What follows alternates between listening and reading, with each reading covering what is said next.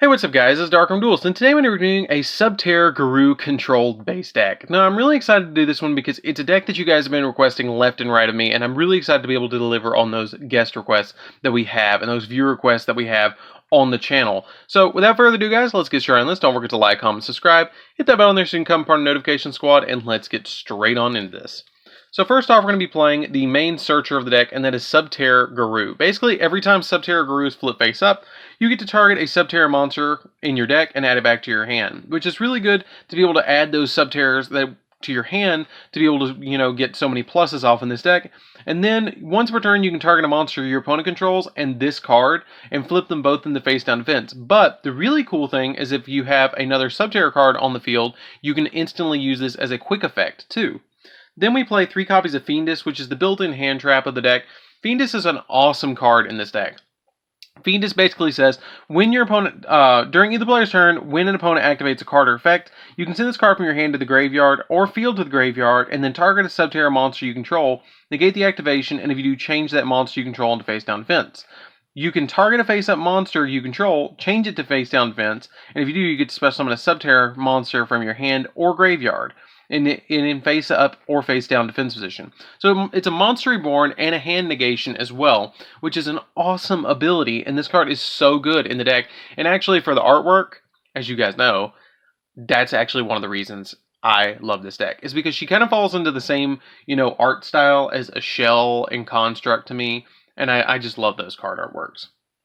Then we play 1 copy of Subterror Nemesis Archer. Subterror Nemesis Archer, if it attacks a defense position monster, it shuffles it back into the deck if it's face down in defense, which kind of ties in with Subterror Guru, which kind of really helps out in the deck. And it has the ability also that if it's destroyed, it floats into another Subterror monster, which is pretty cool too. 1 copy of Subterror Behemoth Umastrix. Umastrix, every time it's flipped face up, you get to banish a card on the field, and those high levels are not that big of a deal because it has the special ability that if you control only face down monsters, you can special summon this card from your hand, and then you can change it to defense position, or face down defense position. So every turn you're able to flip it face up and face down, and it has an ability to get it instantly out on the field, and Subterror Guru can instantly, get it out, which is really, really cool that, this card's awesome because, like I said, when a face-up monster you control is flipped face down, if you control no face-up monsters, you can just special summon it in defense position. For the hand traps, since it is a control-based deck, we are playing a considerable amount of hand traps, which I think this is the most hand traps I've ever played in any deck profile. And that is going to be 3 copies of Ash Blossom, just so we can stop our opponent from doing things from deck, like sending cards from their deck to the graveyard, special summoning from the deck, or adding from deck to hand. 2 copies of Effect Veiler, because we just want to, again, stop our opponent from, activating effects that are on the field that you don't want to waste your Subterror Fiendus on. 2 copies of Ghost Ogre.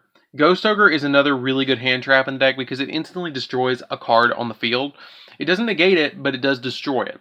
And then 2 copies of Nibiru, because this card is really easy to pull off, and if your opponent does summon that amount of monsters and you put this on the field and you have something like Guru on the field, you can flip the Guru face up, search the Umastrix, use the Guru effect, flip it face down, flip the token face down, put Umastrix on the field, flip it face down, and then you flip Umastrix back up, destroying the token, and then swing at your opponent with an Umastrix and the Nibiru if you get to keep the Nibiru on your side of the field. So that's just a little, combo with the deck that Nibiru actually is really good in this deck. And I do prefer to main deck it over something like Super Polymerization or something like that, because you can actually catch your opponent really off guard with this card.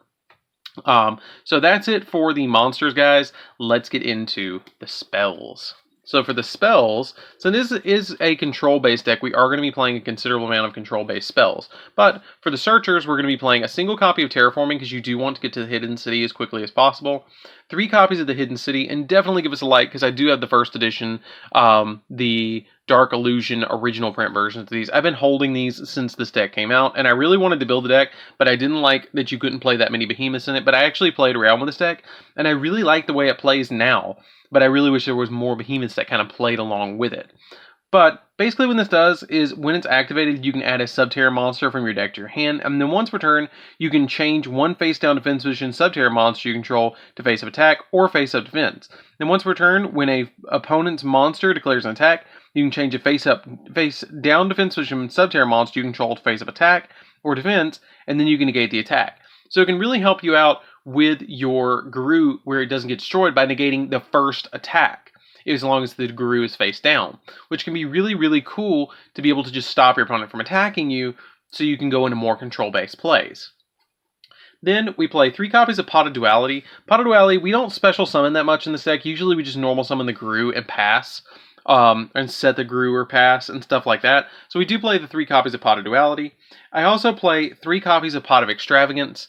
Pot of Extravagance is a proxy, guys, and if you guys haven't seen my proxy video on how to make these, definitely give that a check out. I actually am the most viewed video on how to make Yu-Gi-Oh! Proxies, or not the most viewed, but the first one that pops up. If you look up Yu-Gi-Oh! Proxies, how to make these, and the actual dimensions are in the description of the proxy video, and they actually come out pretty nicely. They don't have a foil, but you definitely could make them with a foil, but I really like the way that these turn out for more expensive cards like Pot of Extravagance. Now, if you don't want to play Pot of Extravagance and spend all that money, you could drop this for maybe like an Upstart Goblin, an extra copy of One Day of Peace, and maybe a single copy of Pot of Desires if you'd like to go that route, because not every single card you have to have in the deck.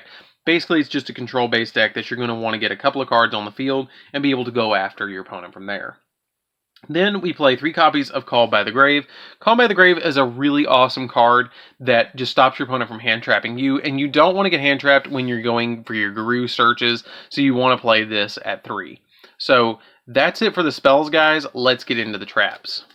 So for the traps, we are going to be playing a single copy of Metaverse, because Metaverse lets us take our hidden city and either add it to our hand or immediately activate it, which can be really pivotal if our opponent destroys our hidden city and you need to put another one on the field to prevent your opponent from attacking you, because that's a very, very pivotal effect of that particular card.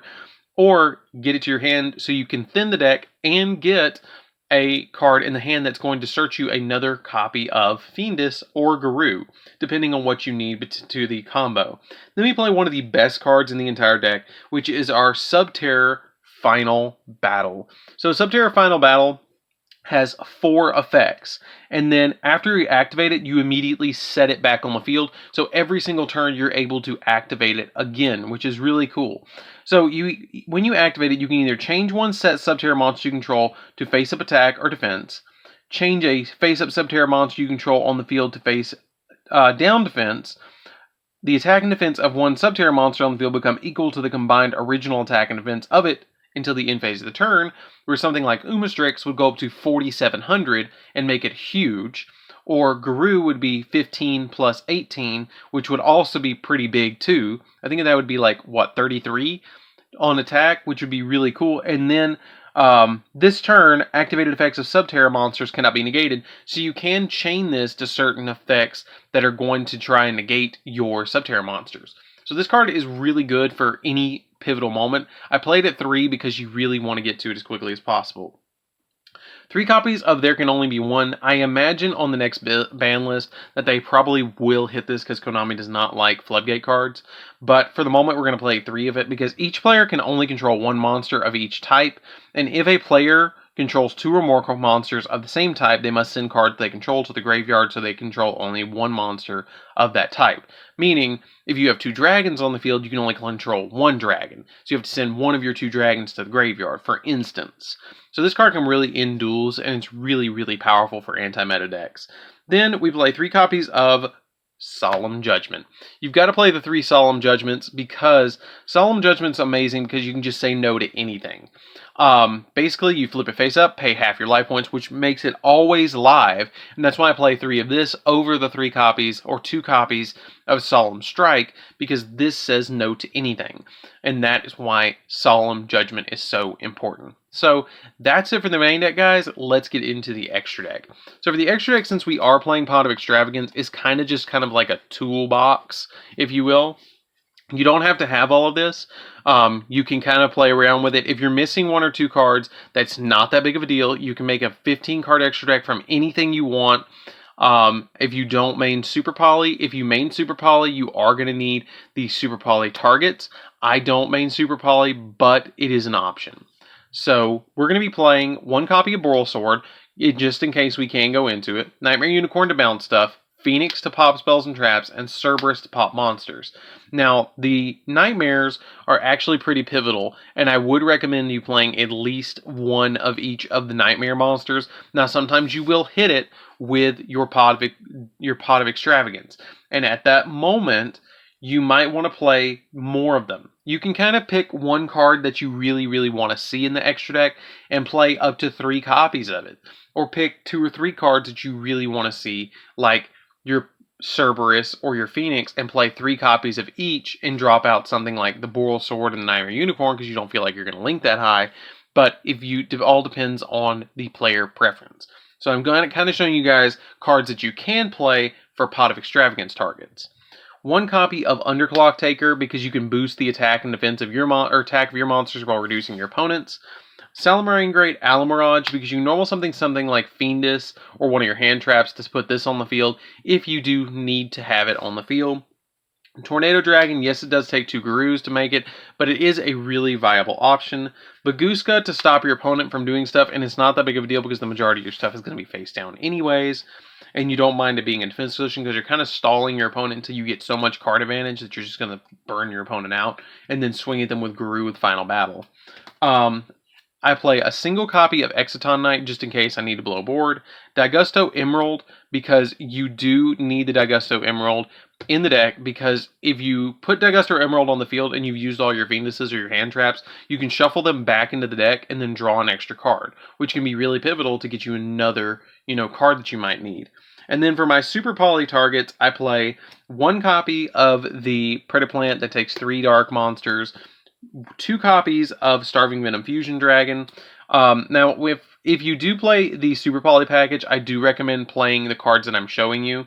1 copy of Predaplant Dragon Stopelia, and a single copy of Mud Dragon of the Swamps. Now, like I said, I do side in and out the copies of Super Polymerization for stuff like the Nibirus. I usually side out 2 Nibirus and maybe a Ghost Ogre. Or a Final Battle, a single copy of Final Battle, to put the Super Polys in, but it kind of depends on what you want to do. But if I was going to put in Super Poly, I would drop these 3 and put them in if I wanted to main board them, but that is entirely up to you. If you do, you can increase the number of these and play them at more numbers and just drop other things that you don't feel like you're playing as much. So that's pretty much it for the deck, guys. I really enjoy playing this deck. It's a super fun deck to play around with as a control-based deck. As you guys know, I'm more of a swarm-based deck myself. I really like stuff like Black Wings and stuff like this, but it's a really refreshing way to go against your opponent when your opponent is playing a lot of negates and you can set your board up first to be able to shut down your opponent. So anyways, guys, this is DarkArmedDuelist. Don't forget to like, comment, subscribe. Hit that bell on there so you can become part of the notification squad, and I'll see you guys in the next video. See you around, guys.